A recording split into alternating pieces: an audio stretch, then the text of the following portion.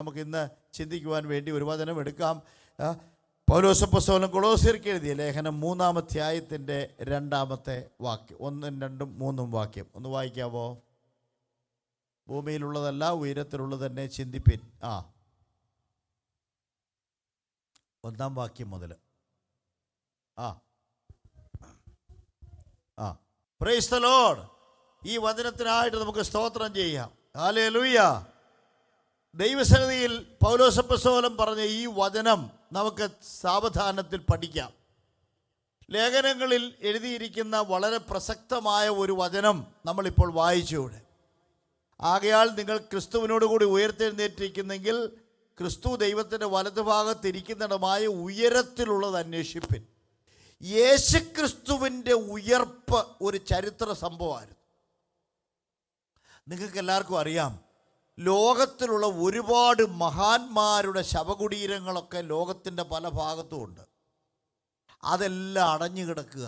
യശശരീരനായ Albert Einstein ഇവിടെ അന്ത്യവിശ്രമം കൊള്ളുന്നു, ഷേക്സ്പിയർ അന്ത്യവിശ്രമം കൊള്ളുന്നു, ജോൺ എഫ് കെന്നഡി അന്ത്യവിശ്രമം കൊള്ളുന്നു, മഹാനായ ബുദ്ധൻ ഇവിടെ വിശ്രമിക്കുന്നു എന്നൊക്കെ പറഞ്ഞ കുടീരങ്ങൾ കൊണ്ട് ലോകം നിറഞ്ഞിരിക്കുകയാണ്.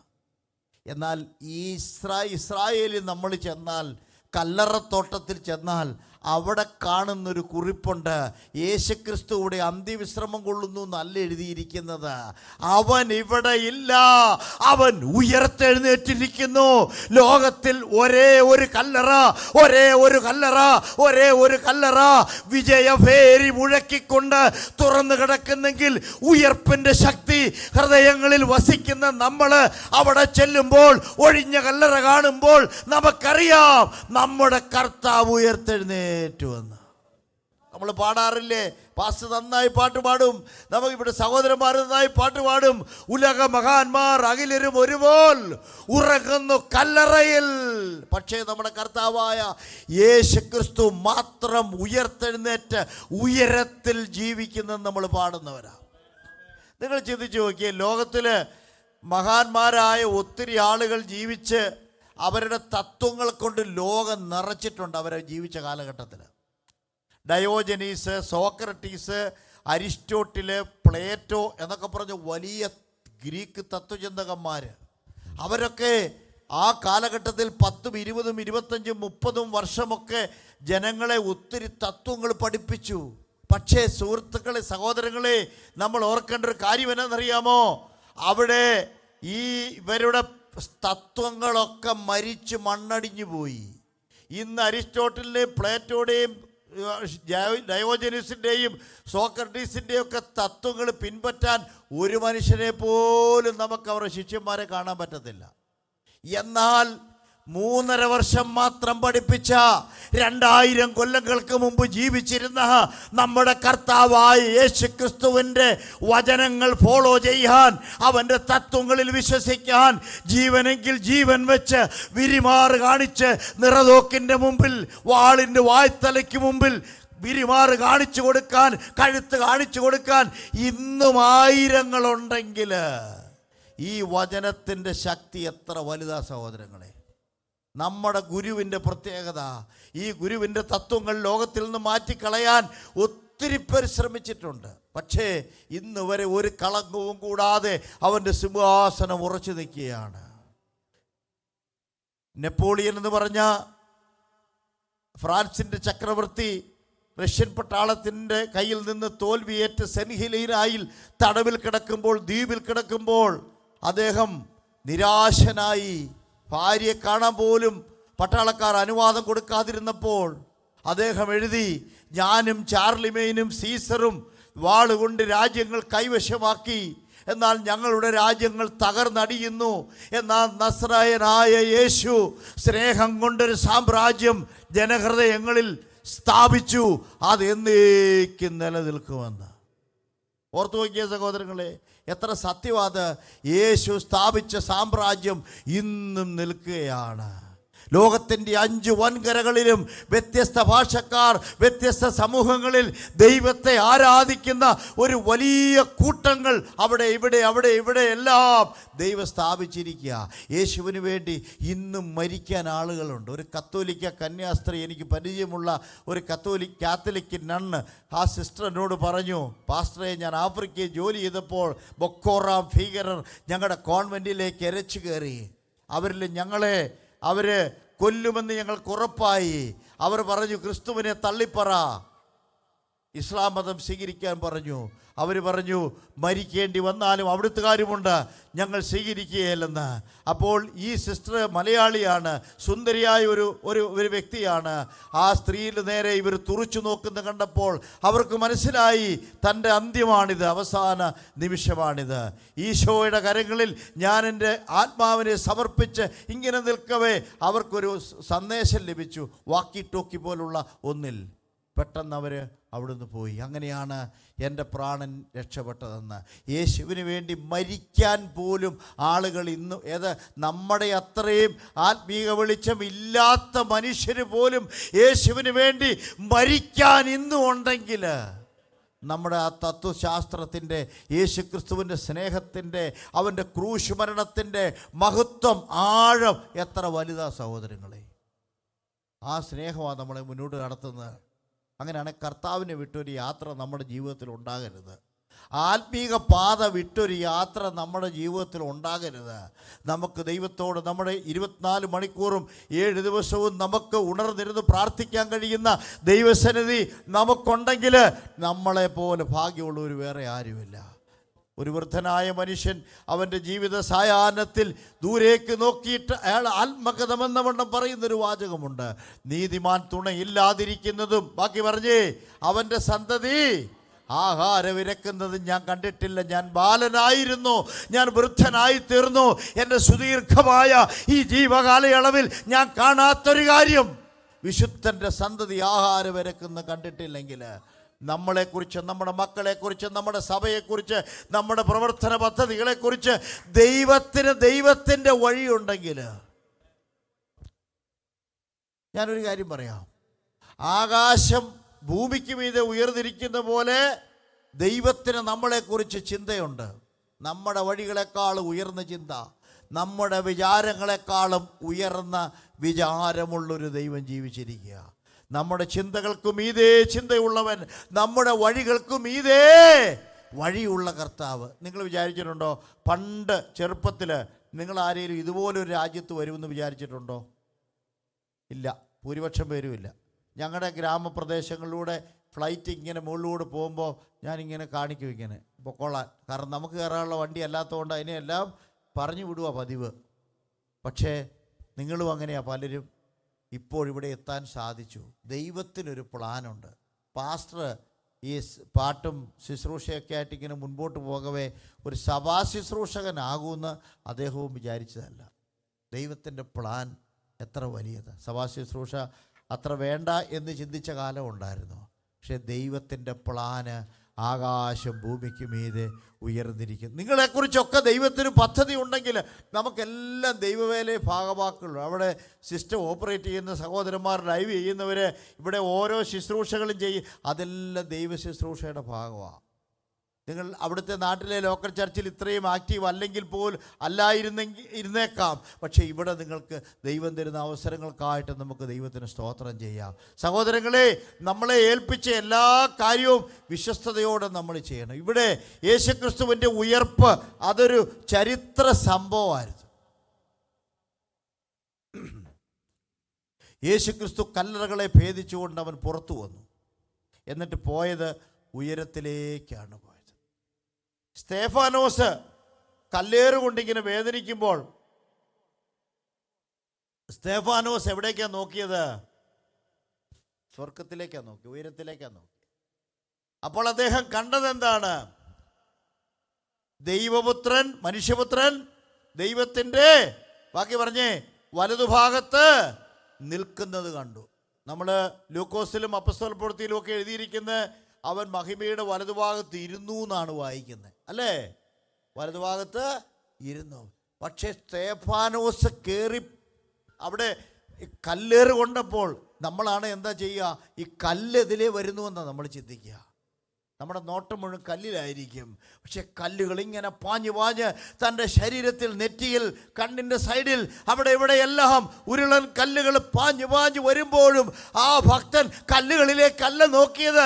ദൈവമക്കളായ നമ്മളും പ്രതിസന്ധികളിലേക്കല്ല നോക്കേണ്ടത്. പിന്നെ എങ്ങോട്ടാണ് നോക്കേണ്ടത്? ഭക്തൻ നോക്കിയ പോലെ ഉയരത്തിലേക്കാണ് നോക്കണ്ടേ. സ്തേഫാനോസ് അപ്പം കണ്ടത് ദൈവപുത്രൻ കർത്താവായ യേശുക്രിസ്തു ദൈവത്തിൻ്റെ വലതുഭാഗത്ത് എഴുന്നേറ്റ് നിൽക്കുകയാണ്. എന്താ കാരണം? തൻ്റെ ഭക്തൻ ഈ കഠിനവേദനയിലൂടെ കടന്നു പോകുമ്പോൾ കർത്താവിന് ഒരിക്കലും ഇരിക്കാൻ പറ്റത്തില്ല. കർത്താവ് എഴുന്നേറ്റ് നിൽക്കുക. സഹോദരങ്ങളെ, നമ്മൾ വേദനയിലൂടെ കടന്നു പോകുമ്പോഴേ കർത്താവിന് ഒരിക്കലും അടങ്ങിയിരിക്കാൻ പറ്റത്തില്ല. തൻ്റെ വിശുദ്ധൻ, തൻ്റെ ഭക്തൻ തീക്കകത്ത് കിടന്ന് ഉരുകുമ്പോൾ കർത്താവിന് അവിടെ അടങ്ങിയിരിക്കാൻ പറ്റത്തില്ല. നാലാമനായി ദൈവപുത്രനെ പോലൊരുവൻ തീക്കകത്തിറങ്ങി വരുന്ന തീജ്വാല ദഹിപ്പിക്കാതെ വണ്ണം, ആഴി മുക്കിക്കളയാതെ വണ്ണം നമുക്ക് വേണ്ടി ഇറങ്ങി വരുന്നൊരു കർത്താവുണ്ട്. സ്തോത്രം. നമുക്കെല്ലാവർക്കും കാര്യങ്ങൾ വരുന്ന കർത്താവിന് സ്തോത്രം ചെയ്യാം.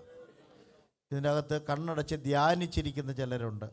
ഏതായാലും ഇപ്പോൾ ധ്യാനിക്കേണ്ട, എല്ലാവരും കണ്ണ് തുറന്ന് ശ്രദ്ധിച്ചിരിക്കണം. ഒരിക്കൽ പ്രാവശ്യത്തോടെ കർത്താവിന് സ്തോത്രം ചെയ്യാം. ഹല്ലേലൂയ. നിങ്ങളെല്ലാവരും ആ നിലയിൽ തന്നെ തുടരുക. കർത്താവ് നിങ്ങളെ അനുഗ്രഹിക്കട്ടെ. ഇവിടെ പറയുന്നത് സ്വർഗത്തിലേക്ക് കർത്താവ് ആരോഹണം ചെയ്തു. സ്വർഗത്തിലേക്ക് ആരോഹണം ചെയ്തു. അവൻ മഹിമയുടെ വലതുഭാഗത്ത്. കർത്താവ് പറയുക, നിങ്ങളും ഉയരത്തിലുള്ളത് തന്നെ ചിന്തിക്കാൻ പറയുക. നമ്മളോട് പറയാണ്, നമ്മുടെ അടിസ്ഥാനപരമായി നമുക്കറിയാം, നമുക്കിവിടെ ഒരു കാർ ആവശ്യമാണ്, അല്ലെങ്കിൽ വീട് ആവശ്യമാണ്, ജോലി ആവശ്യമാണ്, ഭൗതിക നന്മകളൊക്കെ ആവശ്യമാണ്.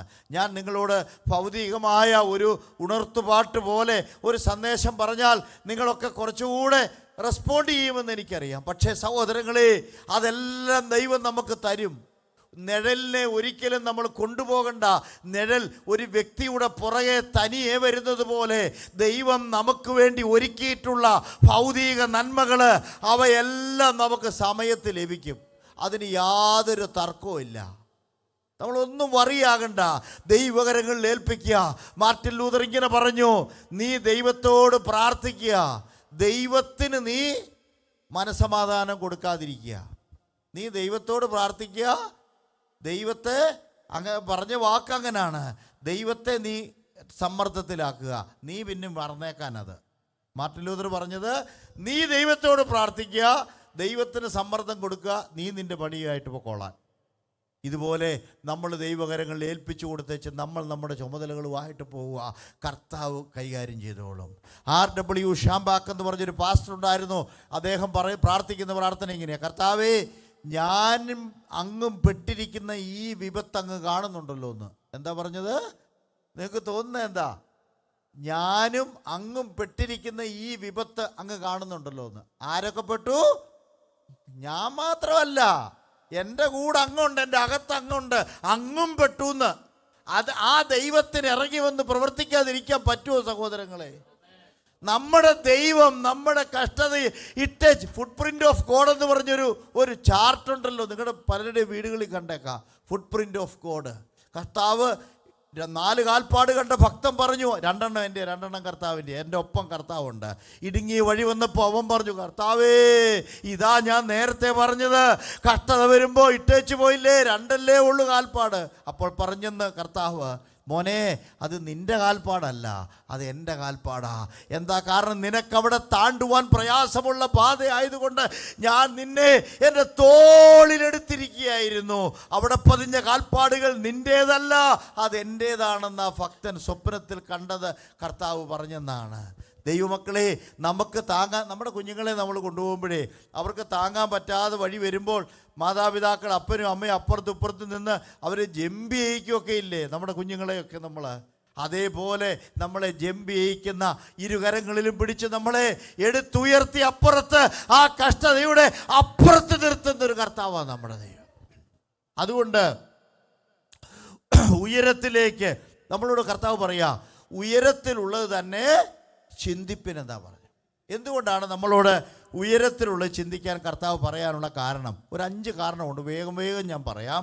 നിങ്ങൾ ദയവായി ശ്രദ്ധിക്കുക. ലൂക്കോസിൻ്റെ സുവിശേഷം 10-ാം അധ്യായത്തിൻ്റെ 20-ാമത്തെ വാക്യം. ലൂക്കോസ് സുവിശേഷം 10:20.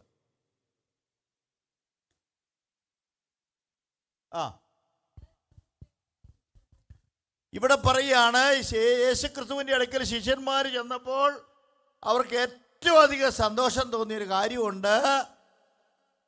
ഭൂതങ്ങൾ വിട്ടുപോയി എന്ന് അവർ പറഞ്ഞു. അവർ 72 പേര് പോയി പ്രസംഗിച്ചു. അവർ ചെന്നപാടെ 12 പേര് പോയി പ്രസംഗിച്ചു. ഭൂതങ്ങൾ വിട്ടുപോയി.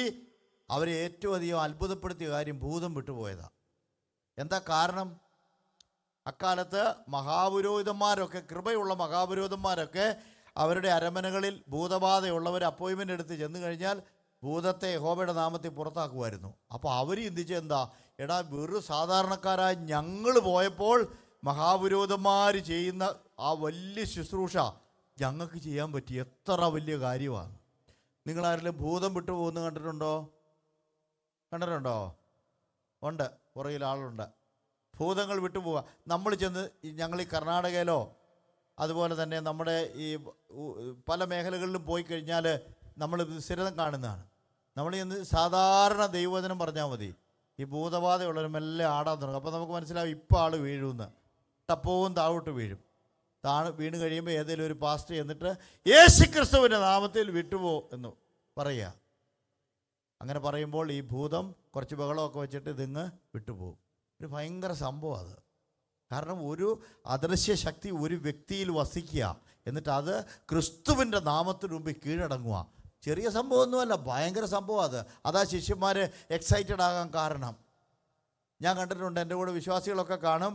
അവരോട് സഭയിൽ നമ്മൾ വർഷിപ്പ് ലീഡ് ചെയ്യുന്നവരൊക്കെ ആരാധിക്കുക പ്രാർത്ഥിക്കുന്നൊക്കെ എത്ര പറഞ്ഞാലും അനങ്ങത്തില്ല അവർ. പക്ഷേ ഈ ഭൂതം ഇളകുന്ന അന്ന് ഫുൾ ടൈം ആത്മാവിലായിരിക്കും. എന്നാന്നറിയാമോ? ഇത് വിട്ടുപോകുമ്പോൾ ഇങ്ങോട്ടെങ്ങാനും വരുമോ എന്നുള്ള പേടി കൊണ്ട് ആത്മാവിൽ. ഇപ്പം ഇവിടെ ഭൂതം ഇളകുവാണ്, ഇവിടെ ഒറ്റ മനുഷ്യൻ അനങ്ങാതിരിക്കത്തില്ല.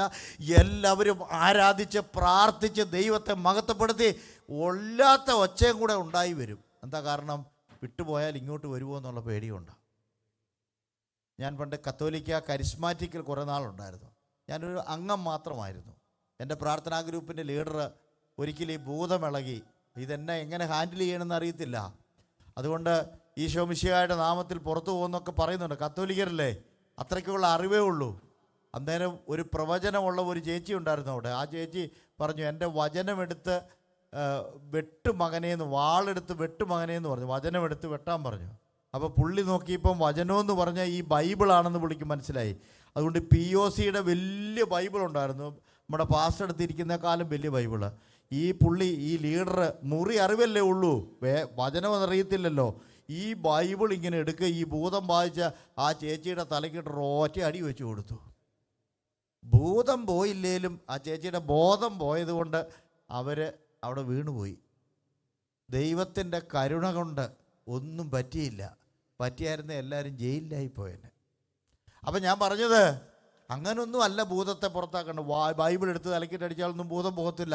ചൂരൽ വടി എടുത്ത് ഉപയോഗിച്ചാൽ പോകത്തില്ല. യേശുക്രിസ്തുവിൻ്റെ നാമത്തിൽ വിട്ടുപോയെന്ന് പാസ്റ്റർ പറഞ്ഞാൽ, ഇവിടെയുള്ള സഹോദരന്മാരായാലും ധൈര്യത്തോടെ പറഞ്ഞാൽ, പേടിച്ച് പറയരുത്, പ്രശ്നം ഉണ്ടാക്കും അവന്. അവൻ ചിലപ്പോൾ ഒരെണ്ണം വെച്ച് തരും നമുക്കിട്ട്. ഈ ഭൂതം ബാധിച്ചവർ പല ടെക്നിക്കുണ്ട്. നമ്മുടെ ധൈര്യം കെടുത്താൻ വേണ്ടിയൊക്കെ പല വേഷങ്ങൾ ആഹു എന്നൊക്കെ പറഞ്ഞ് കാണിക്കും. നമ്മൾ പേടിച്ചു പോകരുത്.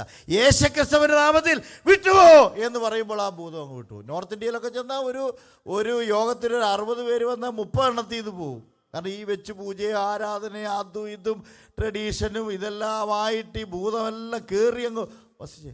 കേരളത്തിൽ അധികം ഇളകാറില്ല. എന്താ കാരണം എന്നറിയോ? കേരളത്തിലെ ഭൂതമെല്ലാം ബ്രെയിനകത്താണ്, ബുദ്ധിക്കകത്ത പിശാചുള്ളത്. അതുകൊണ്ട് ഈ പിശാചിനെ ഇളക്കാൻ ഭയങ്കര ബുദ്ധിമുട്ടാണ്. അപ്പോൾ ഈ ഭൂതം വിട്ടുപോ ശിഷ്യന്മാരെ ഏറ്റവും അധികം അത്ഭുതപ്പെടുത്തിയ സംഭവം ഭൂതം വിട്ടുപോയത്. അപ്പോൾ കർത്താവിനോട് അവർ പറഞ്ഞു, കർത്താവേ, ഭൂതങ്ങൾ പോലും ഞങ്ങൾക്ക് കീഴ്പ്പെടുന്നു. അപ്പോൾ കർത്താവ് പറഞ്ഞു, മക്കളെ, ദൈവശക്തിക്ക് മുമ്പിൽ പിശാചിന് ശക്തിക്ക് പിടിച്ചു നിൽക്കാൻ കഴിയാതെ അവ ആകാശങ്ങളിൽ നിന്ന്, സ്വർഗങ്ങളിൽ നിന്ന് താഴേക്ക് പതിക്കുന്ന ഞാൻ ആത്മാവിൽ കണ്ടായിരുന്നു. അതുകൊണ്ട് അത് ചെറിയൊരു കാര്യമാണ്.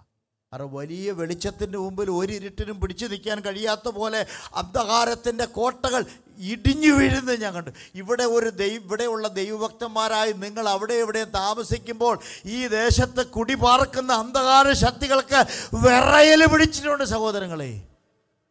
നിങ്ങളത് വിശ്വസിക്കുന്നുണ്ടോ? അതുകൊണ്ടാണ് ഈ ദേശം ഇന്നും ഇങ്ങനെ നിൽക്കുന്ന അനേക ഭക്തന്മാർ. നിങ്ങൾക്കറിയാമല്ലോ, വില്യം കേറിയും വില്യം സെയ്മൂറും അതുപോലെ എത്രയോ ഭക്തന്മാർ ഈ ലോകത്തിൽ മിഷണറിമാരായിപ്പോയ ഒരു രാജ്യമായത്. വില്യം സെയ്മൂർ അമേരിക്കയിലാണ്, പക്ഷേ വില്യം കേറിയും അതുപോലെ ഡേവിഡ് ലിവിങ്സ്റ്റണും വില്യം ടിൻഡേയിലും അതുപോലെ തന്നെ വില്യം വിക്ലിഫും ഒത്തിരി ഭക്തർ, ഒരു 100 പേരുടെ പേര് എനിക്ക് പറയാനറിയാം. സഹോദരങ്ങളെ, അവരൊക്കെ പോയ ദേശമായത്. ഇവിടുന്ന് ആ മിഷണറിമാരായിട്ട് നമ്മുടെ നാട്ടിൽ വെളിച്ചവുമായിട്ട് ആളുകൾ, നമ്മുടെ നാട് പോലെ ആഫ്രിക്കയിലെല്ലാം വെളിച്ചവുമായിട്ട് പോയതെങ്കിൽ, ഈ രാജ്യത്തോട് ദൈവത്തിന് നീതി ഉണ്ടെങ്കിൽ ഇവിടെ നമ്മളെ കർത്താവ് അയച്ചത് ഒരു മിഷൻ ദൗത്യവുമായിട്ട്, മിഷനുമായിട്ട് അയച്ചത്. വെറുതെ കർത്താവ് അയച്ചു നിങ്ങളാരും വിശ്വസിക്കരുത്. നമ്മെ ദൈവം അയച്ചതൊരു ദൗത്യമുണ്ട്. ആ ദൗത്യം നിർവഹിക്കാനായിട്ട് നമുക്ക് ഒരുങ്ങാം. ആ ദൗത്യം നിർവഹിക്കാൻ നമുക്കൊരുങ്ങാം. ഈ ദേശത്തോടൊരു നീതിയുണ്ട്. ആ നീതി വെളിപ്പെടുത്താനാണ് നമ്മളെ കർത്താവ് അയച്ചേക്കുന്നത്. പണ്ട് ഇവർ നമുക്ക് വെളിച്ചം തന്നെങ്കിൽ തിരിച്ച് ഇവരോട് ആത്മീക ബോധനം കൊടുക്കാൻ ദൈവം നമ്മളെ ആക്കിയിരിക്കുകയാണ്. അതുകൊണ്ട് നമുക്ക് ഒരുക്കമുള്ളവരായിരിക്കാം. ഇവിടെ പറയാണ്,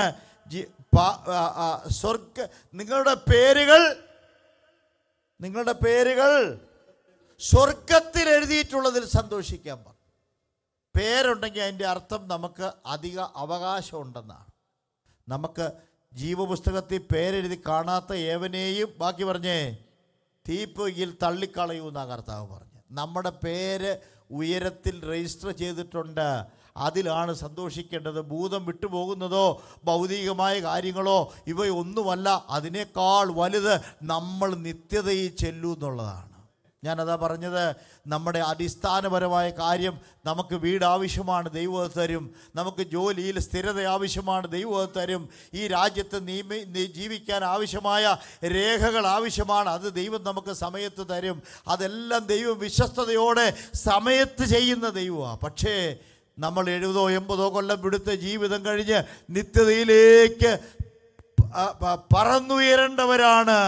അവിടെ നമ്മുടെ ഭാവി സുരക്ഷിതമാണെങ്കിൽ കർത്താവ് പറയുക, അതിലാണ് നിങ്ങൾ സന്തോഷിക്കേണ്ടതെന്ന് പറയും. നമുക്ക് കാര്യങ്ങൾ ഉയർത്തി കർത്താവിന് സ്തോത്രം ചെയ്യാം. ഹല്ലേലൂയ.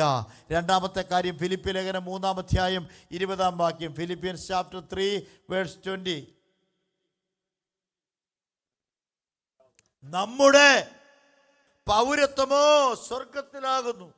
അപ്പോൾ രണ്ടാമത്തെ കാര്യം, നമ്മുടെ പൗരത്വം ഉയരത്തിലാണ്. ഒന്നാമത്തേത് നമ്മുടെ പേര് ഉയരത്തിലാണ്. രണ്ടാമത്തേത് നമ്മുടെ പൗരത്വം ഉയരത്തിലാണ്. നിങ്ങൾക്കറിയാം, നിങ്ങളിൽ ആദ്യകാലത്ത് വന്ന പലരും 10 വർഷമൊക്കെ കഴിഞ്ഞവർക്ക് ഇവിടുത്തെ പൗരത്വമൊക്കെ കിട്ടിയിട്ടുണ്ട്. അപ്പോൾ ഈ പൗരത്വത്തിൻ്റെ വില വളരെ വലുതാണ്. British passport, American passport, Ireland passport, Irish passport, ഇവയ്ക്കൊക്കെ വലിയ വിലയുണ്ട്. ഒരുപാട് രാജ്യങ്ങളിൽ വിസ കൂടാതെ പോകാം. അതുകൊണ്ട് ഈ ബ്രിട്ടീഷ് പാസ്പോർട്ടൊക്കെ കിട്ടാൻ സാധ്യതയുള്ള എല്ലാവരും വാങ്ങിച്ചു വെച്ചോണം. നിങ്ങൾക്ക് ഈജിപ്തിൽ പോകാം, മിഷണറി ആയിട്ട് ആഫ്രിക്കൻ രാജ്യങ്ങളിൽ പോകാം. ഇതിനൊന്നും വലിയ പ്രയത്നം കൂടാതെ പോകാം. എൻ്റെ കയ്യിലൊരു നീല പാസ്പോർട്ടുണ്ട്, ഇന്ത്യൻ പാസ്പോർട്ടാണ്. അതുകൊണ്ട് ഒരുമാതിരിപ്പെട്ട നല്ല രാജ്യത്തൊന്നും പോകാൻ പറ്റത്തില്ല. പോകണമെങ്കിൽ ഒരുപാട് കടമ്പകൾ കടക്കണം. ഇവിടെ ഇറങ്ങുമ്പം 100,000 ചോദ്യമോ, എന്തിനു വന്നു, എതിലേ വന്നു എന്നുള്ള ചോദ്യവും എമിഗ്രേഷനിൽ. ഈ ബോട്ടേ വരുമോ, നദി നീന്തി കടന്നു വരുമോ ഒന്നും ചെയ്താൽ അവരോട് രേഖയൊന്നും ചോദിക്കില്ല. അവരെയൊക്കെ ഇവിടെ രാജകീയമായി സ്വീകരിച്ച് ഭക്ഷണമൊക്കെ കൊടുക്കും, നിങ്ങളുടെ നികുതി പൈസ എടുത്ത് കൊടുക്കും. അപ്പോൾ ഈ പാസ്പോർട്ടിൻ്റെ വില അത്രയേ ഉള്ളൂ, നമ്മുടെ രാജ്യത്തിൻ്റെ പാസ്പോർട്ട്. പിന്നെ നമുക്ക് പോകാം വിസ കൂടാതെ. നമ്മളെക്കാലം ദാരിദ്ര്യം പിടിച്ച രാജ്യങ്ങളിലൊക്കെ നമുക്ക് വേണേൽ പോകാം. ശ്രീലങ്കയിലും അവിടെ ഒന്നും വിസ വേണ്ട, ഇത്രയൊക്കെ ഉള്ളൂ വില. അപ്പോൾ പൗരത്വം, അന്തസ്സുള്ള, വലിയ കുലീനത്വമുള്ള, പഴയ പെർ ക്യാപിറ്റ ഇൻകമൊക്കെ ഹൈ ആയി, GDP ഒക്കെ ഹൈ ആയ വലിയ സമ്പന്ന രാജ്യങ്ങളിലെ പാസ്പോർട്ടിന് ഭയങ്കര വിലയാണ്. അപ്പോൾ പൗലോസ് അപ്പോസ്തലൻ ആരായിരുന്നു നിങ്ങൾക്കറിയാമോ? അന്നത്തെ 40 രാജ്യങ്ങൾ, യൂറോപ്പ് അടക്കം ഉള്ള എല്ലാ രാജ്യങ്ങളും കൈവശമുള്ള റോമൻ സാമ്രാജ്യത്തിൻ്റെ പൗരനായിരുന്നു. അദ്ദേഹത്തിന് ബോർഡർ ക്രോസ് ചെയ്യാൻ ഒരു ബുദ്ധിമുട്ടുമില്ല. ഹീബ്രുവും ഗ്രീക്കും അറബിക്കും ലാറ്റിനും എന്ന് വെച്ചാൽ നമ്മുടെ റോമൻ ഭാഷയും ഒക്കെ അറിയാവുന്ന ആളായിരുന്നു പൗലോസ് അപ്പോസ്തലൻ. അതുകൊണ്ട് പൗലോസിനെ കർത്താവ് ലോകസുവിശേഷീകരണം ഏൽപ്പിച്ച എന്താ, ഈ ബോർഡർ ക്രോസ് ചെയ്യാനൊന്നും ഒരു ബുദ്ധിമുട്ടുമില്ല. 2 എല്ലാ ഭാഷകളും അറിയാം. റോമക്കാരൻ വരുമ്പോൾ പഴയ ഇറ്റാലിയൻ റോമൻ ഭാഷയിൽ, ഗ്രീക്കുകാരൻ വരുമ്പോൾ ഗ്രീക്ക് ഭാഷയിൽ, അറാമിക്ക് വരുമ്പോൾ അറാമിക്ക്, ഹീബ്രുക്കാരൻ വരുമ്പോൾ ഹീബ്രു, എല്ലാ ഭാഷകളും അറിയാം അദ്ദേഹത്തിന്. സുവിശേഷീകരണം കർത്താവ് ഏൽപ്പിച്ചു. ഓർത്തു നോക്കിയേ, ഈ പൗരത്വത്തിൻ്റെ വില അറിയാവുന്ന ആളാണ് പൗലോസ്. 1000 കൊല്ലം ഇരുമ്പ് പല്ലുകൊണ്ട് ഉലകം ചവച്ച് പൊടിച്ച് ഭരിച്ച രാജ്യമാണ് റോമൻ സാമ്രാജ്യം. അതിൻ്റെ പൗരനായിരുന്നു പൗലോസ്. എവിടെ ചെന്നാലും കിട്ടുന്ന പ്രിവിലേജ് എന്താണെന്ന് അറിയാവുന്ന പൗലോസ് പറയുക, കേവലം 40 രാജ്യങ്ങളിൽ മാത്രം വാലിഡിറ്റി ഉള്ള ഒരു പാസ്പോർട്ടോ പൗരത്വമോ അല്ല നമ്മുടേത്. കേവല വിശ്വാസികളോട് പറയുക, നിങ്ങൾ ആരാന്നറിയാമോ? രാജാതി രാജാവും കർത്താതി കർത്താവുമായ ദൈവരാജ്യത്തിൻ്റെ നിത്യതയോളം നമ്മെ എത്തിക്കുന്ന, നിത്യത മുഴുവൻ അവിടെ പാർക്കുവാൻ നമ്മെ സജ്ജരാക്കുന്ന ഒരു പൗരത്വമാണ് സ്വർഗത്തിലുള്ളതെന്ന്. ആ പൗരത്വം പൗരന്മാരാണ് നമ്മളെന്ന് ഞാൻ ഓർത്ത് നിങ്ങളെല്ലാവരും ഒരു സ്തോത്രം ചെയ്യുമെന്ന്. Praise the Lord, hallelujah. ദൈവരാജ്യത്തിൻ്റെ പൗരന്മാരാ. പണ്ട് ഒരു കഥയുണ്ട്. ഞങ്ങൾക്കൊരു 15 അനാഥ കുട്ടികളെ ഞാനെടുത്തൊരു 15 വർഷം പഠിപ്പിച്ചു. വയനാട്ടിൽ കർഷകരൊക്കെ ആത്മഹത്യ ചെയ്തപ്പോൾ അതിനെതിരെ നടത്തിയ കുറേ ക്യാമ്പയിനുകളുടെ ഫലമായിട്ട് കിട്ടിയ കുട്ടികളായിരുന്നു. 15-20 കൊല്ലം മുമ്പത്തെ കാര്യം ഞാൻ പറഞ്ഞത്. 15 വർഷം അവിടെ കുട്ടികൾക്ക് മാസിക വരുത്തുമായിരുന്നു. ആ മാസികയിൽ ഒരു കഥയുണ്ട്. ദേവലോകത്ത് നിന്ന് അരയന്നങ്ങൾ ഭൂമിയിൽ വന്നപ്പോൾ കൊക്കുകൾ കാണാൻ ചെന്നൊരു കഥ. കൊക്ക് ചോദിച്ചു, എങ്ങനെയുണ്ട് അവിടെ? അന്നേരം പറഞ്ഞു, ഇവിടുത്തെ പോലൊന്നും അല്ല, അവിടെ സൂപ്പറാ സംഭവം എന്ന് പറഞ്ഞു. അത് സ്വർണ്ണ താമരയുണ്ട്, നീല തടാകമുണ്ട്, അതുപോലെ നല്ല പഴങ്ങളുണ്ട്, ഇതെല്ലാം ഉണ്ടെന്ന് പറഞ്ഞു. അപ്പോൾ ഈ കൊക്കുകൾ ഇങ്ങനെ കണ്ണടച്ചിരിക്കുക, നമ്മൾ ചില സഭയിലിരിക്കുന്ന പോലെ കണ്ണടച്ച് ഇങ്ങനെ ഇരിക്കുക. അന്നേരം ചോദിച്ചു, നിങ്ങൾക്ക് എന്നെ ഒരാവേശവും ഇല്ലാത്തതെന്ന് ചോദിച്ചു. ഇത്രയും നല്ല സ്ഥലത്തേക്ക് വേണേ ഞാൻ കൊണ്ടുപോകാമെന്നും പറയുന്നുണ്ട്, പക്ഷേ ഇതും ഒരാവേശവും ഇല്ല. അപ്പോൾ ചോദിച്ചു, എന്താ? അന്നേരം ഈ വയസ്സൻ കൊക്ക് ചോദിച്ചു, അവിടെ ചെളിയുള്ള പാടങ്ങളുണ്ടോ ഉണ്ടോ എന്ന് ചോദിച്ചു. അതുപോലെ തന്നെ പുഴുക്കളുണ്ടോ, കൃമികളുണ്ടോ, വണ്ടുകളുണ്ടോ, ഞണ്ടുകളുണ്ടോ എന്ന് ചോദിച്ചു. അന്നേരം പറഞ്ഞു, ഇല്ലെന്ന് പറഞ്ഞു. എന്നാൽ പിന്നെ ഞങ്ങൾ അങ്ങോട്ടില്ലെന്ന് പറഞ്ഞു. അപ്പോൾ ഇവർക്ക് ആവശ്യം എന്താ?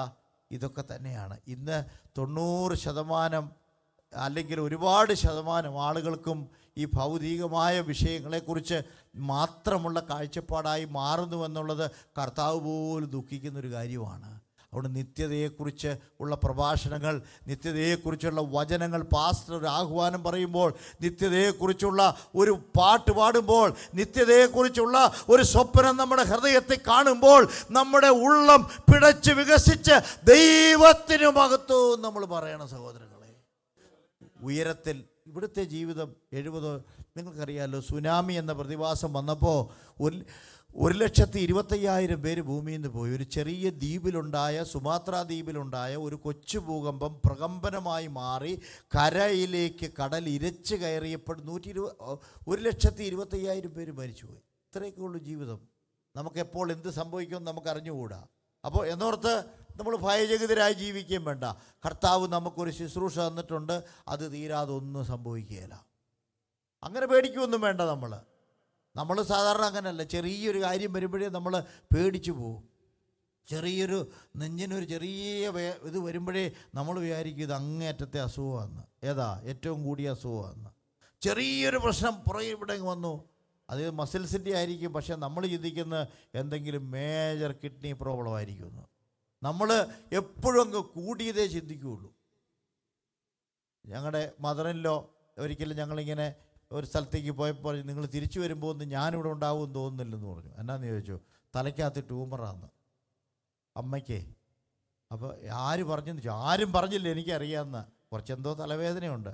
ഞങ്ങൾ പിടിച്ചു കൊണ്ടുപോയി ആശുപത്രിയിലോട്ട് കൊണ്ടുപോയി. എല്ലാം ടെസ്റ്റ് നടത്തി കഴിഞ്ഞപ്പം ഒരു പ്രശ്നവും ഇല്ല, ചെറിയൊരു ടാബ്ലറ്റ് കഴിച്ചാൽ മതി, കഫക്കെട്ടാണ് എന്ന് പറഞ്ഞു. അപ്പോൾ അങ്ങോട്ട് പോയപ്പോൾ ഇങ്ങനെ താങ്ങി പിടിച്ചാൽ ഞങ്ങൾ കൊണ്ടുപോയേ. ഡോക്ടർ ഇത് പറഞ്ഞു കഴിഞ്ഞപ്പോഴേക്കുണ്ടല്ലോ പയറ് പോലെ ഇങ്ങോട്ട് നടക്കുന്നത്. സഹോദരങ്ങളെ, മനുഷ്യ ഹൃദയത്തിൽ ഭയം പിടിച്ചാൽ നമ്മളെല്ലാം അങ്ങ് തളർന്നു പോകും. ചിലപ്പോൾ ചിലർ പെടുന്നത്, പാസ്റ്ററെ എന്തുണ്ട് വിശേഷം? അപ്പം നമ്മൾ വിചാരിക്കും, എടാ ധൃതിയിൽ പറഞ്ഞ സഹോദരൻ എന്തുകൊണ്ട് ഇത്രയും വിനയമായെന്ന് നമ്മൾ വിചാരിക്കും. കർത്താവ് പറഞ്ഞ പോലെ ഈ വിനയം എളിമയൊക്കെ നിങ്ങൾക്ക് എപ്പോഴും ഉണ്ടായിരുന്നെങ്കിൽ എന്ന് പറഞ്ഞ പോലെ നമുക്ക് ഓർമ്മയുണ്ടോ? എന്താ കാരണം? ഒരു റിസൾട്ട് ബയോപ്സിക്ക് അയച്ചിട്ടുണ്ട്, അതുകൊണ്ടാണ് അത്ര എളിമ. സഹോദരങ്ങളെ, തിരിച്ചു വന്നപ്പോൾ, റിസൾട്ട് വന്നപ്പോൾ ഒന്നുമില്ല, ഒരു പ്രശ്നവും ഇല്ല അതിനകത്ത് എന്നറിഞ്ഞപ്പോഴാണ് നമുക്കൊരു ധൈര്യം വന്നത്. മനുഷ്യ ഹൃദയത്തെ എപ്പോഴും പിടിച്ചടക്കുന്ന ഒരു വികാരമാണ് ഭയമെന്ന് പറയുന്നത്. യോശുവ ഒരിക്കലും ഇങ്ങനെ പേടിച്ചു പോയി. എന്താ കാരണം എന്നറിയാമോ? മോശെ അപ്പച്ചൻ മരിച്ചു. ഇനി ഈ ജനത്തെ ഇങ്ങനെ നോക്കുമ്പോൾ യോശുവ ഓർക്കുക, ജനം ഇങ്ങനെ കിടക്കുക കൂടാരങ്ങളിൽ. പേടിച്ചു പോയി അദ്ദേഹം. അതുവരെ മോശയപ്പച്ചനുണ്ടായിരുന്നു. നമ്മളെ നടത്തുന്നവരുടെ വില അറിയുന്നത് അവരില്ലാതാവുമ്പോഴാണ്. നമ്മുടെ കൂടെയുള്ളവരുടെ വില അറിയുന്നത് അവരുടെ അസാന്നിധ്യത്തിലാണ്. ഇത് തിരിച്ചറിഞ്ഞുകൊണ്ട് നമ്മൾ അവർക്കൊക്കെ വില കൊടുത്തു. നമ്മുടെ കൂടെയുള്ള അടുത്തിരിക്കുന്ന ആളുകൾ, നമ്മുടെ പാസ്റ്റർ, നമ്മുടെ ഭടന്മാർ, അവർക്കൊക്കെ വിലയുണ്ട് സഹോദരങ്ങളെ. അവരുടെ അസാന്നിധ്യത്തിൽ അവരുടെ വില നമ്മൾ തിരിച്ചറിയുന്നത്. നമ്മളെ സഹായിച്ചവരെ ഒന്നും ഒരിക്കലും മറക്കരുത് കേട്ടോ. നമ്മൾ ഇവിടെ വന്ന് നമ്മളെ പല നിലകളിൽ കൈത്താങ്ങൽ നൽകിയവർ, ഒരുപക്ഷെ നമ്മുടെ ടേംസ് വഷളായാൽ പോലും അവരെ വെറുക്കരുത്, ദ്രോഹിക്കരുത്. നമ്മൾ അവരോട് സ്നേഹം കാണിക്കണം. മഴയുള്ളപ്പോൾ കുട അത്യാവശ്യമാണ്. കുട നമുക്കൊരു സഹായമാണ്. മഴ കഴിഞ്ഞാൽ കുട ഒരു ബാധ്യതയാണ് പലർക്കും. സഹായിച്ചവരൊരിക്കലും ബാധ്യതയല്ല കേട്ടോ.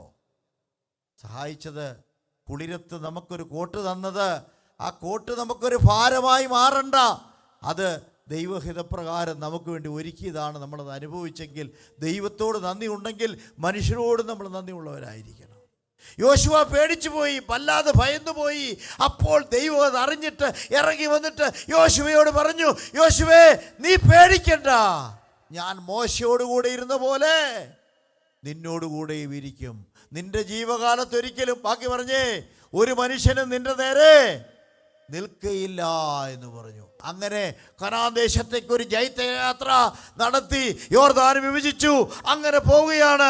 അത്ഭുതകരമായി എല്ലാ സ്ഥലവും വിഭജിച്ചു കൊടുത്തു ഇസ്രായേൽ ജനത്തിന്.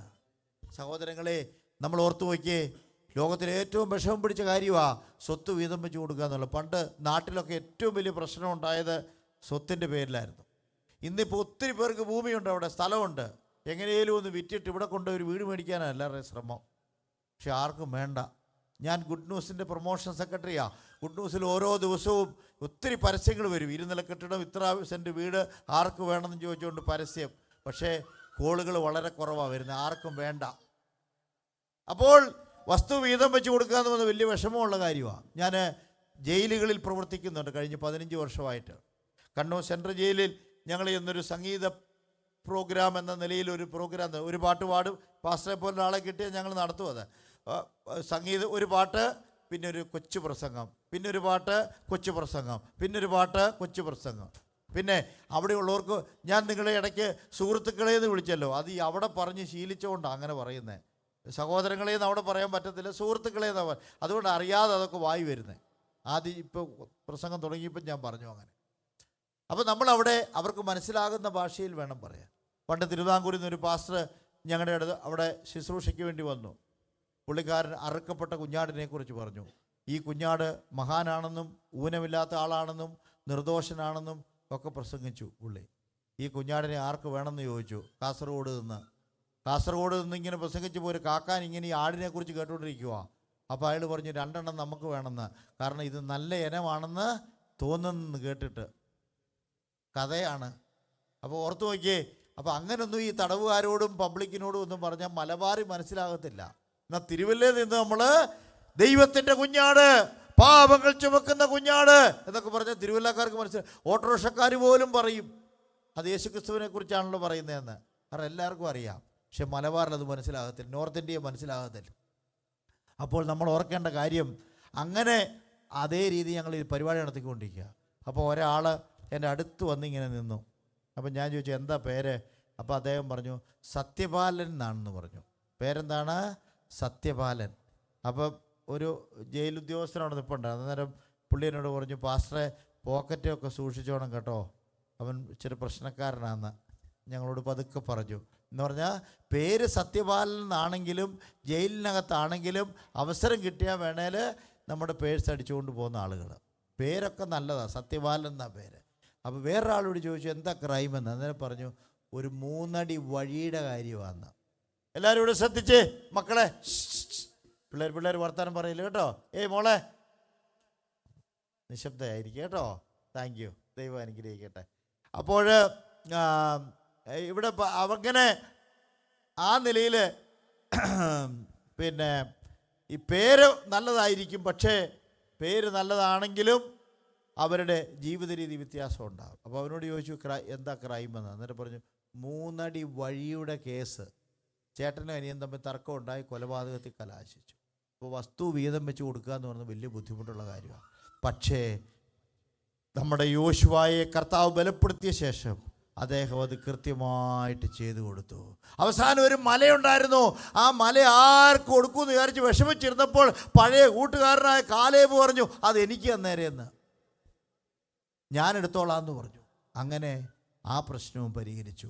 സഹോദരങ്ങളെ, നമ്മുടെ ഭൗതികമായ ജീവിതത്തിൻ്റെ മധ്യത്തിൽ നമുക്ക് ഭയം ഉണ്ടാകുമ്പോൾ ഇറങ്ങി വന്ന് നമ്മളെ ബലപ്പെടുത്തുന്നൊരു കർത്താവുണ്ട്. നമ്മളെ ഇറങ്ങി വന്ന് ബലപ്പെടുത്തുന്ന കർത്താവുണ്ട്. അതുകൊണ്ട് നമ്മുടെ പൗരത്വം ഉയരത്തിലാണ്. രണ്ടാമത്തേത് നമ്മുടെ പൗരത്വം ഉയരത്തിലാണ്. മൂന്നാമത്തേത് ഹെബ്രായ ലേഖനം 4-ാം അധ്യായം, ഹീബ്രൂസ് ചാപ്റ്റർ 4:14. ഹീബ്രൂസ് 4:14. ദൈവം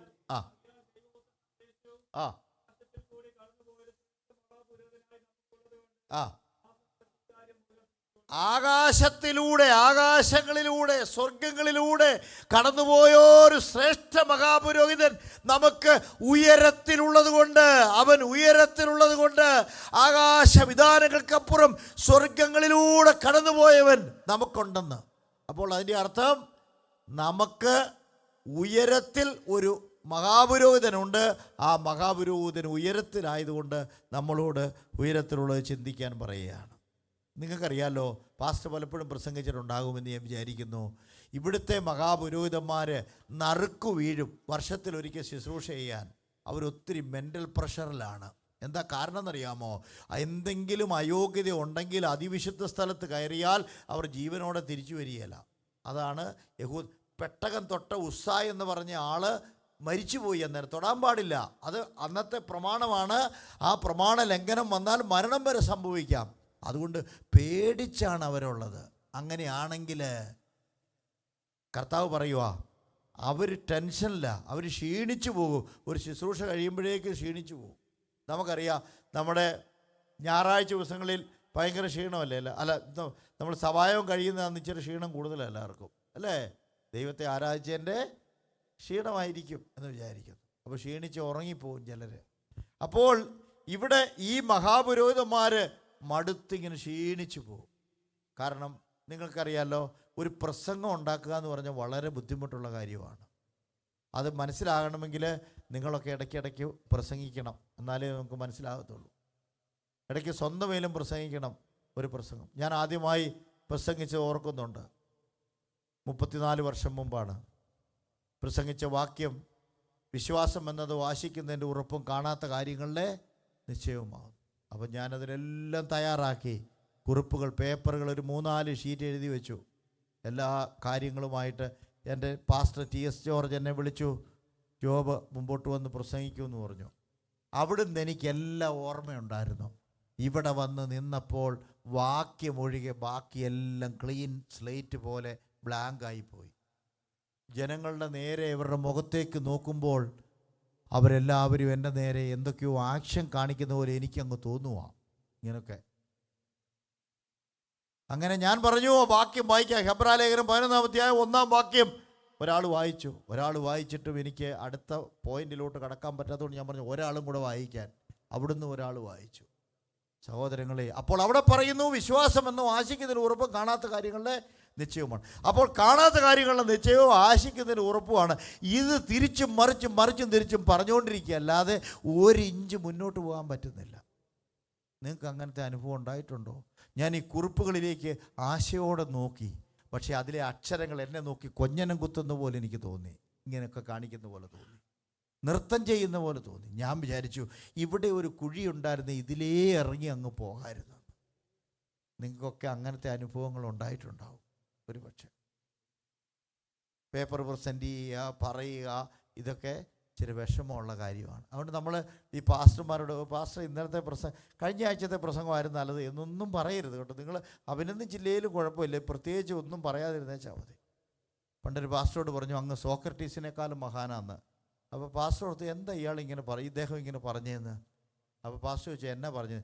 പാസ്റ്റർ, സോക്രട്ടീസ് പറഞ്ഞ് 20% പേർക്കെങ്കിലും മനസ്സിലാവുമായിരുന്നു, പാസ്റ്റർ പറഞ്ഞിട്ട് ആർക്കും ഒന്നും മനസ്സിലാകുന്നില്ലെന്ന്. അങ്ങനത്തെ അഭിനന്ദനവും ഉണ്ട് കേട്ടോ. അപ്പോൾ ഈ പ്രസംഗം ഉണ്ടാക്കുക എന്ന് പറയുന്നത് വളരെ വിഷമമുള്ളൊരു കാര്യമാണ്. അപ്പോൾ ക്ഷീണം ഉണ്ടാവും. നന്നായി ഒരു പ്രസംഗമൊക്കെ പറഞ്ഞു കഴിയുമ്പോൾ നിങ്ങൾക്കാണേലും അതെ, നിങ്ങളൊരു ക്ലാസ്സൊക്കെ എടുക്കുവാണെങ്കിൽ നിങ്ങൾക്ക് അങ്ങനെ ക്ഷീണം ഉണ്ടാവും ശരീരത്തിൽ. കാരണം നമ്മുടെ ബ്രെയിൻ ഇങ്ങനെ വർക്ക് പരിഭാഷപ്പെടുത്തുന്നവർക്ക് ഏറ്റവും അധികം പ്രയാസം കേട്ടോ. കാരണം അവർ മറ്റൊരു പ്രസംഗം ഇങ്ങനെ ക്രിയേറ്റ് ചെയ്യുക, ഈ പറയുന്ന ആശയങ്ങൾ കൊണ്ട് പെട്ടെന്ന് ക്രിയേറ്റ് ചെയ്ത് പ്രസൻറ്റ് ചെയ്യുക. അവർക്ക് ഏറ്റവും അധികം ക്ഷീണം പരിഭാഷപ്പെടുത്തുന്നവർക്ക്. ചില പ്രസംഗത്തിന് വെള്ളം കൊടുക്കും, പരിഭാഷകന് കൊടുക്കത്തില്ല. പരിഭാഷകനാണ് ജ്യൂസ് കൊടുക്കേണ്ടത്, സാധാരണക്കാരന് വെള്ളം കൊടുത്താൽ മതി. അപ്പോൾ ക്ഷീണം ഉണ്ടെങ്കിൽ ഉറങ്ങിപ്പോവും എന്ന കർത്താവിനെക്കുറിച്ച് പറയുക. എന്താണെന്നറിയാമോ? കാളക്കിടാങ്ങളുടെയും ആട്ടുകൊറ്റന്മാരുടെയും രക്തം കൊണ്ടല്ല ഈ ദൈവപുത്രൻ പോയത്, നിർദോഷവും നിഷ്കളങ്കവുമായ സ്വന്തം രക്തം കൊണ്ട് പിതാവിൻ്റെ സന്നിധിയിലേക്ക് കരേറിപ്പോയ ഒരു മഹാപുരോഹിതൻ നമുക്കുണ്ട്. 24 മണിക്കൂറും 7 ദിവസവും നമുക്ക് വേണ്ടി ശുശ്രൂഷിക്കുന്ന ഒരാൾ. സഹോദരങ്ങളെ, നമ്മൾ എത്ര ഭാഗ്യമുള്ളവരല്ലേ? സത്യമായിട്ട് ഞാൻ പറയാം, നമ്മുടെ ഈ കൂട്ടായ്മ ബന്ധമുണ്ടല്ലോ, എത്ര നല്ലതാണെന്നറിയാമോ? ഒരു സഹോദരനോ ഒരു സഹോദരിക്കോ ഒരു ബുദ്ധിമുട്ടുണ്ടായാൽ നമ്മൾ പരസ്പരം ജീവൻ കളഞ്ഞു പോലും നമ്മൾ ഒപ്പം നിൽക്കും. നമ്മുടെ ഈ കൂട്ടായ്മ ബന്ധം എന്ത് നല്ലതാ. ഇവിടെ വരുന്ന ഈ കത്തോലിക്കരും അതുപോലെ യാക്കോബക്കാരും മറ്റ് സമുദായത്തിലുള്ളവരും മറ്റ് മതക്കാരും ഒക്കെ ഉണ്ടല്ലോ, അവർക്കൊന്നും ഒരു ഫെലോഷിപ്പില്ല സഹോദരങ്ങളെ വേണ്ട പോലെ. ഓർത്തഡോക്സിലുള്ള ഒരു ചെറുപ്പക്കാരൻ പറഞ്ഞു, പള്ളിയിൽ ഞാൻ പോകാറില്ല, അഥവാ പോയാൽ തന്നെ ഒരു മനുഷ്യൻ മിണ്ടത്തില്ല. പ്രത്യേകിച്ച് ആദ്യം വന്നവർ, ഈ ലാസ്റ്റ് വന്ന ഈ ലീസ്റ്റ് ബാച്ചിനോടൊന്നും ഒരു സമ്പർക്കവും ഇല്ല. മിണ്ടിയാൽ എന്തെങ്കിലും ചെയ്യേണ്ടി വരുമോ എന്നുള്ള ആ ചിന്തയിൽ അവർ വിട്ടുപോയി കളയും അവർ. എന്നാൽ നമ്മുടെ ബന്ധം എത്ര നല്ല സഭയാണ് നമ്മുടെ സഭ. നമുക്കിതിലൊരു തൃപ്തി ഇല്ലേ സഹോദരങ്ങളെ? നമ്മൾ ഇതിലാണ് തൃപ്തരാകേണ്ടത്. നമ്മുടെ കൂട്ടായ്മ ബന്ധം എത്ര സുരക്ഷിതമാണ്. കത്തോലിക്കരുടെ സത്യദൈവം മാസികയിൽ ഒരിക്കൽ ഞാനും അതിനകത്ത് ഇടയ്ക്ക് എഴുതാറുണ്ട്, ഒരു വൈദികൻ എഴുതിയ ഒരു ആർട്ടിക്കിൾ ഉണ്ടായിരുന്നു. പെന്തക്കോസ്തിലേക്കുള്ള ജനപ്രവാഹം, കാര്യങ്ങളും കാരണങ്ങളും അന്വേഷിക്കുമ്പോൾ എന്നാണ് അതിൻ്റെ പേര്. അതിലൊരു കാര്യമാണ്, ഇവരുടെ പെന്തക്കോസ്തുകാരുടെ കൂട്ടായ്മ ബന്ധമാണ് പെന്തക്കോസ്തിലേക്ക് ആളുകൾ പോകുന്നതെന്ന്. എത്ര ശ്രേഷ്ഠം അല്ലേ? അപ്പോൾ ആദ്യത്തെ ഇവിടെ മൂന്നാമത്തെ കാര്യം, ഞാനൊരു കാര്യം പറയാം. നമ്മുടെ കർത്താവ് ഈ മഹാപുരോഹിതൻ നമ്മുടെ ഒപ്പം ഇരുന്ന് നമ്മളെ സഹായിച്ച്, നിങ്ങളൊക്കെ പാസ്റ്ററും ഇവിടെയുള്ള സഹോദരന്മാരും ഒക്കെ മൈലുകൾ വാഹനം ഓടിക്കുന്നില്ലേ? നമ്മുടെ കണ്ണ് മങ്ങിയാലും മങ്ങാതെ ഒപ്പം ഇരുന്ന് നമ്മളെ തട്ടി വിളിച്ച പോലെ വിളിച്ച് നമ്മളെ എത്രയോ പ്രാവശ്യം നമ്മളെ രക്ഷിച്ചിട്ടുണ്ട്. കേരളത്തിൽ നിന്ന് അപകടം കൂടാതെ നിങ്ങൾക്ക് ഇവിടെ എത്താൻ പറ്റിയത് തന്നെ ഏറ്റവും വലിയ കാര്യമാണ്. കേരളത്തിൽ ഇപ്പം നേർക്ക് നേരെയാണ് വണ്ടി ഓടിക്കുന്നത്. ഒരുത്തൻ ഇങ്ങനെ ഈ സർക്കസിലൊക്കെ ഓടിക്കുന്ന പോലെ നേരെ വണ്ടി വരുന്നത്. അപകടങ്ങളുടെ പരമ്പരയാണ് കേരളത്തിൽ നടക്കുന്നത്. നേരെ വണ്ടി ഓടിച്ച് മനുഷ്യർ പോവുക. പണ്ടൊരാൾ പറഞ്ഞ് കേരളത്തിലുള്ളവർ ഏറ്റവും ഭക്തന്മാർ, കാരണം നല്ല പ്രാർത്ഥനയില്ലേ അവന് വീട്ടിലെത്താൻ പറ്റത്തില്ലെന്ന്. അതുപോലെയുള്ള അപകടങ്ങൾ നടന്നുകൊണ്ടിരിക്കുക. അവിടെ നിന്നെല്ലാം ദൈവം രക്ഷിച്ച് നിങ്ങളെ ഇവിടെ കൊണ്ടുവന്നു. ഇവിടെയും ഹൈവേകളിലൊക്കെ എത്രയോ വേഗതയിലാണ് വണ്ടികൾ പോകുന്നത്, പിടിച്ചാൽ കിട്ടത്തില്ല. എന്നാൽ ദൈവം നമ്മളെ അത്ഭുതകരമായി സൂക്ഷിക്കുന്നു. അതാണ് ഇസ്രായേലിൻ്റെ പരിപാലകൻ ഉറങ്ങുന്നില്ല, മയങ്ങുന്നില്ല എന്ന് പറയാനുള്ള കാരണം അതാണ്. നിന്റെ കാൽ കല്ലിൽ തട്ടിപ്പോകാതിരിക്കേണ്ടതിന് അവൻ നിന്നെ കൈകളിൽ വഹിച്ചുകൊള്ളുമെന്ന് പറഞ്ഞ പോലുള്ള അനുഭവങ്ങൾ നമുക്കുള്ള മധ്യസ്ഥൻ മഹാപുരോഹിതൻ ഉയരത്തിലായതുകൊണ്ട് ആ ഉയരത്തിലുള്ളവൻ തക്ക സമയത്ത് കൃപ നമുക്ക് നൽകുകയാണ്. നമ്മുടെ വേദനകളൊക്കെ കർത്താവിനറിയാം സഹോദരങ്ങളെ. ഒരു ദൈവവേദന പറയുക, കർത്താവേ എനിക്ക് ഭയങ്കര കൈവേദനയാണെന്ന് പറഞ്ഞു എന്ന് കൂട്ടിക്കോ. അപ്പോൾ കർത്താവ് ചോദിക്കുക, മോനെ കൈവേദന എന്ന് പറഞ്ഞാൽ എന്താ? ഒരിക്കലും ചോദിക്കുകയല്ല. കുരിശിന്മേൽ 3.5 മണിക്കൂർ കുരിശിന്മേൽ തൂങ്ങിക്കിടന്നവന് കൈവേദന അറിയാം, കാലുവേദന അറിയാം, ശരീര പേശികളുടെ വേദന അറിയാം, രക്തം മുഴുവൻ വാർന്നൊഴുകിപ്പോയവന് വിശപ്പും ദാഹവും അറിയാം. നമ്മുടെ കർത്താവിന് നമ്മുടെ വേദനയൊക്കെ അനുഭവിച്ചറിഞ്ഞ് അറിയാമെന്ന്. അല്ലാതെ ജ്ഞാനം കൊണ്ടല്ല, അറിവ് കൊണ്ടല്ല അറിഞ്ഞത്, അനുഭവിച്ചറിഞ്ഞ ഗുരുവാ നമ്മുടെ ഗുരു. നമുക്ക് കർത്താവിന് സ്തോത്രം ചെയ്യാം സഹോദരങ്ങളെ. അവിടെ നമ്മുടെ അനുഗമിക്കുന്ന കർത്താവ് തത്വജ്ഞാനം മാത്രം പറയുന്ന ആളല്ല. ലോകത്തിലെ ഗുരുക്കന്മാർ അങ്ങനെയാണെങ്കിൽ നമ്മുടെ ഗുരു തത്വജ്ഞാനം മാത്രമല്ല പറയുന്നത്, ഈ വേദനയൊക്കെ അനുഭവിച്ചറിഞ്ഞ ഗുരുനാഥനാ. ഗിദെയോനോട് കർത്താവ് പറഞ്ഞു, നിന്റെ അപ്പൻ്റെ വീട്ടിൽ തൊഴുത്തിൽ കാളകൾ നിപ്പുണ്ട്. 7 വയസ്സുള്ള രണ്ടാമത്തെ കാളയായ ഇളയ കാള എന്ന് പറയും. ആരുടെ കാര്യം പറയുന്നേ? ഒരു മൃഗത്തിൻ്റെ, ഒരു കാളയുടെ പ്രായവും അത് തൊഴുത്തിൽ നിൽക്കുന്ന നമ്പറും കർത്താവ് പറഞ്ഞെന്ന്.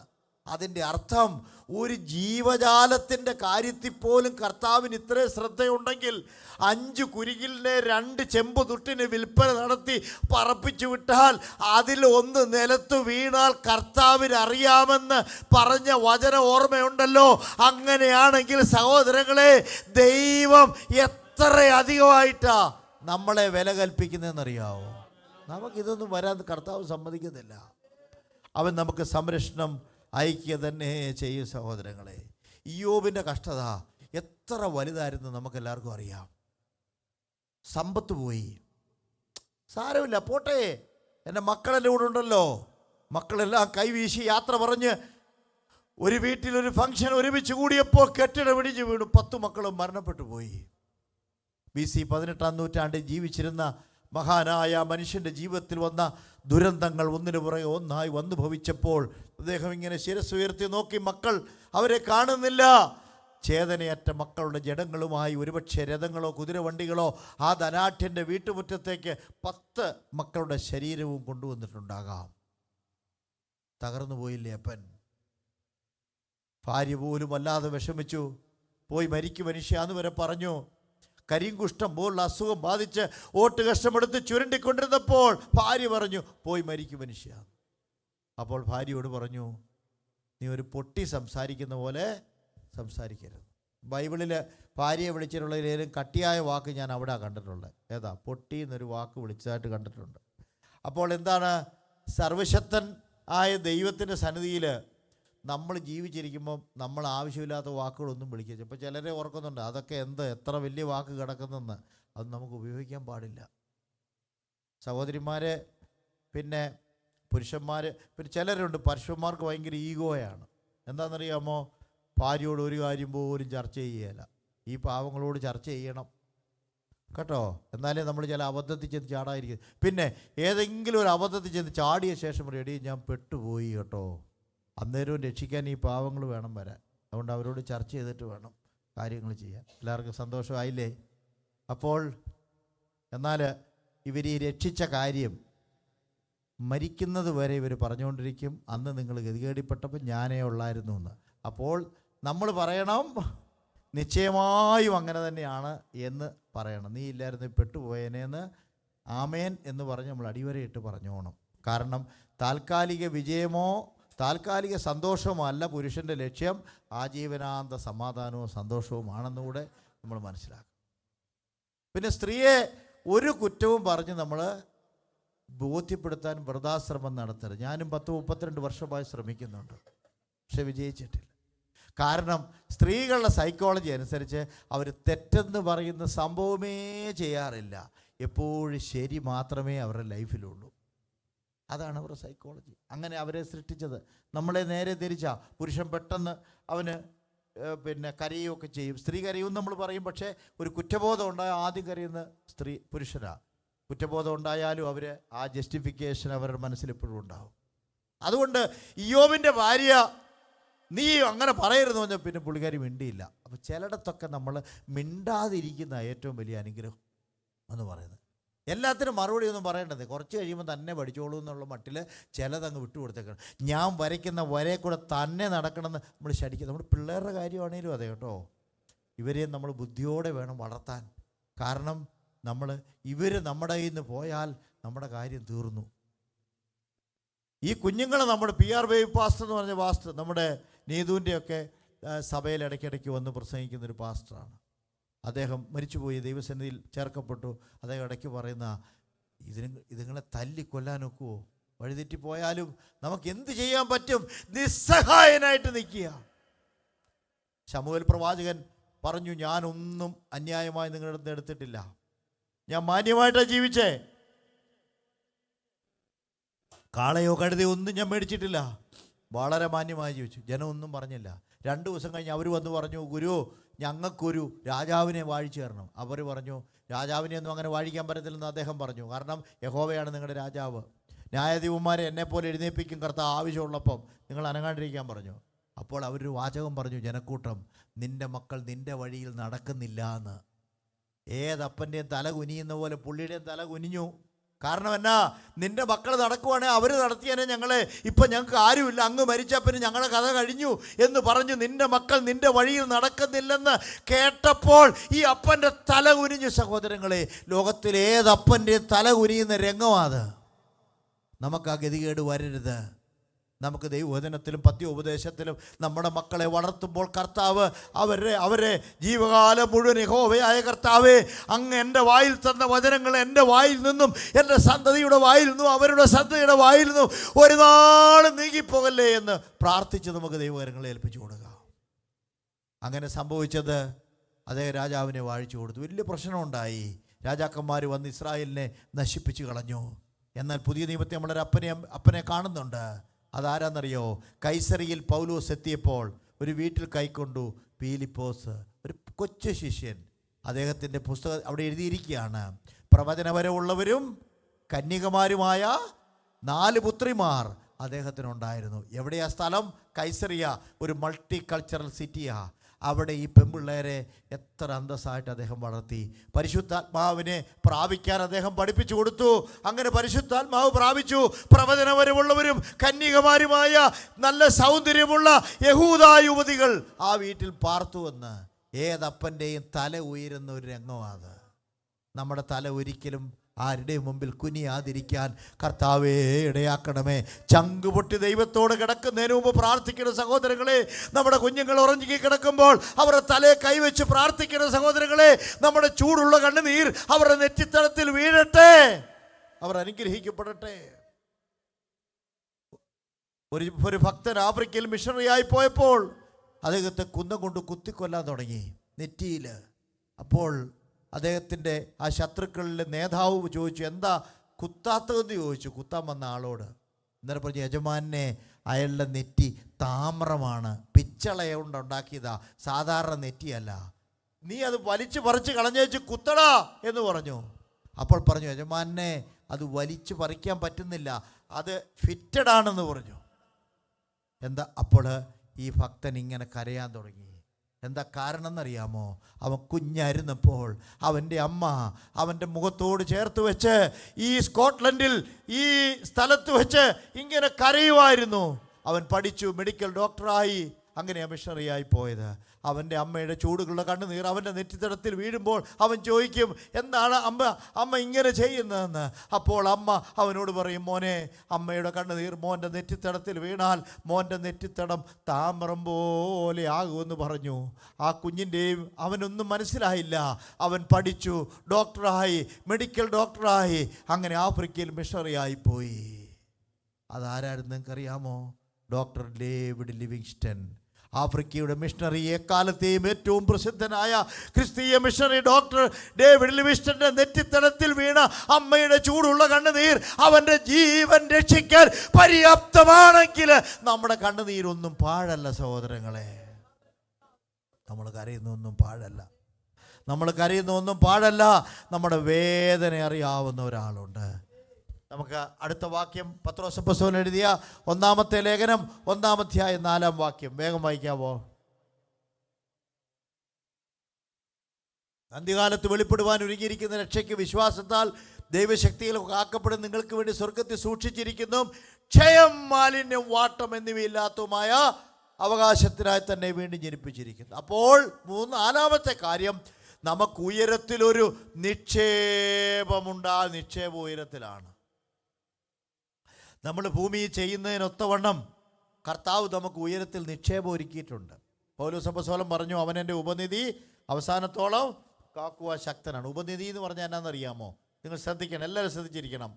ഉപനിധി എന്ന് പറഞ്ഞാൽ പാസ്റ്റർ ഈ പട്ടണത്തിലെ ഏറ്റവും മാന്യനായ ഒരാളാണെന്ന് വിചാരിക്കുക.